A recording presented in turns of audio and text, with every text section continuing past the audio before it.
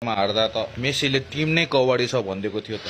जित्ने बेलामा चाहिँ अहिले उसको तर्फबाट पार्टी दिन्छु भन्थ्यो। अझै बोको बोको काट्ने थियो। हामीलाई पनि सोध्नु पर्यो नि हैन।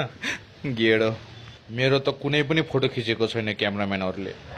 तर यो त मेसीको सपना थियो नि। के थाहा त्यस्तो हावा। मलाई के को मतलब छ र। मेसीले त पुरा भिडियो कल हान्दिछ त।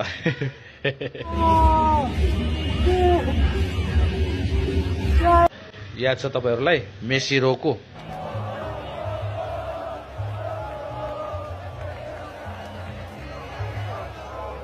त्यति बेला जित्थ्यो होला। मेसी नै पेनाल्टीमा गोल हान्दिएको भए। आत्ति दिने त्यसै नर्भस भइदिने त्यो बेलामा मलाई दोष लाग्यो थियो त्यसले। अब के भन्नु तपाईलाई। अब हेर्नुस् मेरो टिममै कबड्डी छन् झन् त्यो डिमारे हेर के हो रुँ के हाँसु भइरा। अब के गरौँ यस्तो जिन्दगीमा। अब म चाहिँ नेपालै जानु पर्ला खेल्न। सिधै कुरो। यसपालिको वर्ल्ड कप नेपालमा गएर खेल्छु भन्दै थियो त्यसले। मलाई त